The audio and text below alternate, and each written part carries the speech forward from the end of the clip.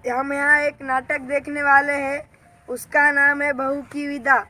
उसमें एक बहू उसके ससुराल से मायके जाने के लिए बहुत आनंदित है, लेकिन उसका ससुर दहेज पूरा न देने के कारण उसे उसे मायके नहीं भेज रहा। इसमें जीवनलाल एक धनी व्यापारी, उसकी आयु लगभग 50 साल है,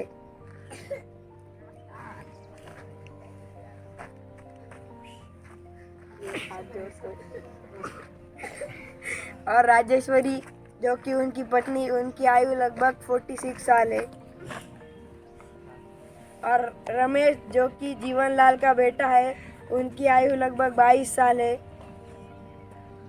और कमला जो कि रमेश की पत्नी है, उनकी आयु लगभग 20 साल है, और प्रमोद जो कि कमला का भाई है, उसकी आयु लगभग 23 साल है।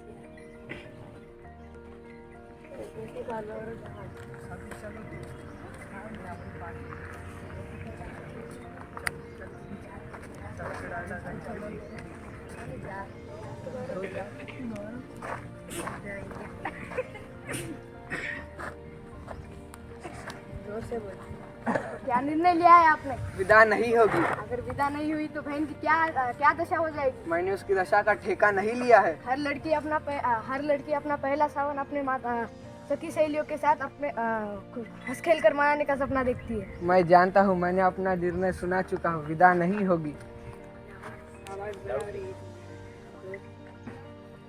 अगर मैं कमला को नहीं ले गया तो माँ का हृदय टूट जाएगा। मैं मजबूर हूँ। अगर माँ और बहन का इतना ख्याल था तो दहेज पूरा क्यों नहीं दिया? जी, दहेज देना तो दूर, बारात की खातिर भी ठीक से नहीं की गई। भरी बिरादरी में जो हंसी हुई, उस करारी चोट का घाव आज भी हरा है। जाके कह देना अपनी माँ से कि अगर बेटी की विदा कराना चाहते हो तो पहले उस घाव के लिए मरहम भेजे। आप इस समय तो विदा कर दीजिए, हम गोने में आपकी मांगे पूरी करने की चेष्टा करेंगे। मैंने दुनिया देखी है, यह बाल धूप में सफेद नहीं किए हैं, और तुम कल के छोकरे मुझे बेवकूफ बनाना चाहते हो। यह आप क्या कह रहे हैं? ठीक कह रहा हूँ। अगर विदा करानी है तो 50,000 नगद इस हाथ पर रख दो। यह तो सरासर अन्याय है। शिकायत आपको हमसे है तो उस भोली भाली लड़की ने आपका क्या बिगाड़ा है जो आप उसकी विदा न करके उससे बदला ले रहे हैं? अगर रमेश बाबू होते तो क्या कर लेता वो?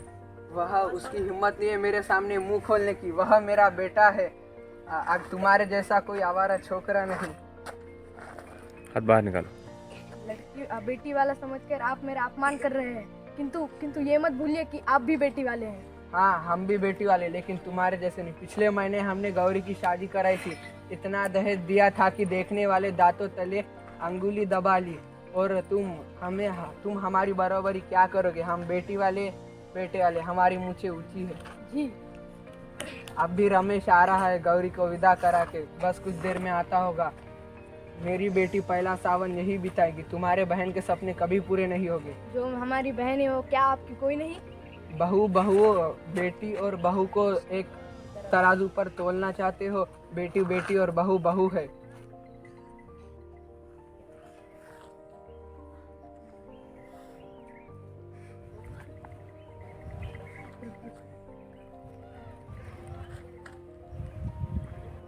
ठीक है, आप अपनी जिद पर अड़े रहिए। जाने से पहले क्या मैं अपने बहन से मिल सकता हूँ? जरूर। और हाँ, उससे यह कहना कि जाते जाते 50,000 रुपये कब विदा कराने आओगे? अभी मैं अरे सुनती हो गौरी की माँ, अभी मैं बाहर जा रहा हूँ गौरी के लिए लॉन में झूला डालने के लिए।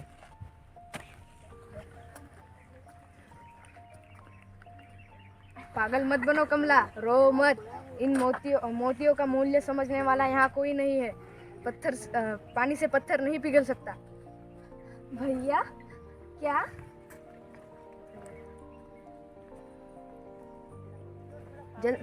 घबराओ मत, मैं जल्द ही आऊँगा। उस बार विदा अवश्य होगी, क्योंकि मैं चोट के लिए मरहम लाना नहीं भूलूंगा। मरहम? हाँ कमला, हमारे व्यवहार से बाबूजी के कलेजे पर घाव हो गए हैं। उन्हें मरहम चाहिए, और उस मरहम की कीमत है 50,000। मेरी विदा के लिए घर ना बेचना भैया। आपको मेरे सुख सुहाग की सौगंध है। आज नहीं तो कल रुपये देने ही पड़ेंगे। कागज के टुकड़ों पर अपना स्नेह और प्यार बेचने वाली बेचने वालों के साथ तुम इस तरह कब तक रह सकोगी? किसी लड़की की यह कामना नहीं होगी भैया, लेकिन उस कामना की पूर्ति के लिए इतनी बड़ी कीमत चुकाना कहाँ तक ठीक है। हो गया। आप यहाँ पे बैठे रहो तुम लोग। हाँ, विदा के लिए क्या कहा उन्होंने? समझ गई, अपनी जिद के आगे वे किसी की नहीं सुनते। मैं तो उन्हें समझाते समझाते हार गई। क्या कहा उन्होंने? कितने रुपए ले रहे हैं वो विदा करने के लिए? जी, रुपयों की तो कोई बात ही नहीं हुई। तो माँ से झूठ बोलते हो? मैं उन्हें अच्छी तरह जानती हूँ। इंसान से ज्यादा प्यारा उन्हें पैसा है, पैसा। बोलो, कितने रुपए लेकर वे विदा करने को तैयार है? चुप 50। क्यों हो? बताओ। 50,000। बस मैं अभी लाती हूँ। उनके मुंह पर मार कर कहना कि ये लो कागज के रंग बिरंगी टुकड़े जिन्हें तुम इंसान से ज्यादा प्यार करते हो। मैं अभी लाती हूँ। ठहरिए माँ जी, मुझे रुपए नहीं चाहिए।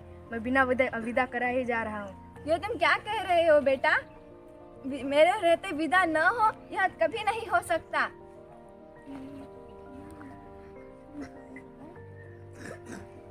मैं माँ हूँ, माँ के दिल को समझ सकती हूँ। मैं माँ हूँ, माँ के दिल को समझ सकती हूँ। जिस तरह उतावली होकर मैं गौरी की राह देख रही हूँ, उसी तरह उतावली होकर तुम्हारी भी माँ कमला की राह देख रही होगी। तुम अकेले नहीं जाओगे। जा बेटी, जल्दी कर। अरे सुनती हो गौरा की माँ? अरे सुन